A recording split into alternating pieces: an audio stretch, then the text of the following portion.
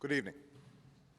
Tonight, I can report to the American people and to the world that the United States has conducted an operation that killed Osama bin Laden, the leader of al-Qaeda, and a terrorist who's responsible for the murder of thousands of innocent men, women, and children. It was nearly 10 years ago that a bright September day was darkened by the worst attack on the American people in our history. The images of 9/11 are seared into our national memory. Hijacked planes cutting through a cloudless September sky, the Twin Towers collapsing to the ground, black smoke billowing up from the Pentagon, the wreckage of Flight 93 in Shanksville, Pennsylvania, where the actions of heroic citizens saved even more heartbreak and destruction. And yet we know that the worst images are those that were unseen to the world. The empty seat at the dinner table, children who were forced to grow up without their mother or their father, parents who would never know the feeling of their child's embrace, nearly 3,000 citizens taken from us, leaving a gaping hole in our hearts. On September 11th, 2001, in our time of grief, the American people came together. We offered our neighbors a hand, and we offered the wounded our blood. We reaffirmed our ties to each other and our love of community and country. On that day, no matter where we came from, what God we prayed to, or what race or ethnicity we were united as one American family. We were also united in our resolve to protect our nation and to bring those who committed this vicious attack to justice. We quickly learned that the 9/11 attacks were carried out by al-Qaeda, an organization headed by Osama bin Laden, which had openly declared war on the United States and was committed to killing innocents in our country and around the globe. And so we went to war against al-Qaeda to protect our citizens, our friends, and our allies. Over the last 10 years, thanks to the tireless and heroic work of our military and our counterterrorism professionals, we've made great strides in that effort. We've disrupted terrorist attacks and strengthened our homeland defense. In Afghanistan, we removed the Taliban government, which had given bin Laden and al-Qaeda safe haven and support. And around the globe, we worked with our friends and allies to capture or kill scores of al-Qaeda terrorists, including several who were a part of the 9/11 plot. Yet Osama bin Laden avoided capture and escaped across the Afghan border into Pakistan. Meanwhile, al-Qaeda continued to operate from along that border and operate through its affiliates across the world. And so shortly after taking office, I directed Leon Panetta, the director of the CIA, to make the killing or capture of bin Laden the top priority of our war against al-Qaeda, even as we continued our broader efforts to disrupt, dismantle, and defeat his network. Then, last August, after years of painstaking work by our intelligence community, I was briefed on a possible lead to bin Laden. It was far from certain, and it took many months to run this thread to ground. I met repeatedly with my national security team as we developed more information about the possibility that we had located bin Laden hiding within a compound deep inside Pakistan.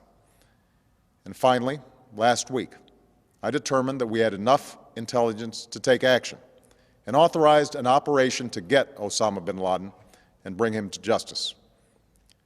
Today, at my direction, the United States launched a targeted operation against that compound in Abbottabad, Pakistan. A small team of Americans carried out the operation with extraordinary courage and capability. No Americans were harmed. They took care to avoid civilian casualties. After a firefight, they killed Osama bin Laden and took custody of his body. For over 2 decades, bin Laden has been al-Qaeda's leader and symbol, and has continued to plot attacks against our country and our friends and allies. The death of bin Laden marks the most significant achievement to date in our nation's effort to defeat al-Qaeda. Yet his death does not mark the end of our effort. There is no doubt that al-Qaeda will continue to pursue attacks against us. We must and we will remain vigilant at home and abroad. As we do, we must also reaffirm that the United States is not and never will be at war with Islam. I've made clear, just as President Bush did shortly after 9/11, that our war is not against Islam. Bin Laden was not a Muslim leader. He was a mass murderer of Muslims. Indeed, al-Qaeda has slaughtered scores of Muslims in many countries, including our own. So his demise should be welcomed by all who believe in peace and human dignity. Over the years, I've repeatedly made clear that we would take action within Pakistan if we knew where bin Laden was. That is what we've done. But it's important to note that our counterterrorism cooperation with Pakistan helped lead us to bin Laden and the compound where he was hiding. Indeed, bin Laden had declared war against Pakistan as well and ordered attacks against the Pakistani people. Tonight, I called President Zardari, and my team has also spoken with their Pakistani counterparts. They agree that this is a good and historic day for both of our nations. And going forward, it is essential that Pakistan continue to join us in the fight against al-Qaeda and its affiliates. The American people did not choose this fight. It came to our shores and started with the senseless slaughter of our citizens. After nearly 10 years of service, struggle, and sacrifice, we know well the costs of war. These efforts weigh on me every time I, as Commander-in-Chief, have to sign a letter to a family that has lost a loved one, or look into the eyes of a service member who's been gravely wounded. So Americans understand the costs of war. Yet, as a country, we will never tolerate our security being threatened, nor stand idly by when our people have been killed. We will be relentless in defense of our citizens and our friends and allies. We will be true to the values that make us who we are. And on nights like this one, we can say to those families who have lost loved ones to al-Qaeda's terror, justice has been done. Tonight, we give thanks to the countless intelligence and counterterrorism professionals who've worked tirelessly to achieve this outcome.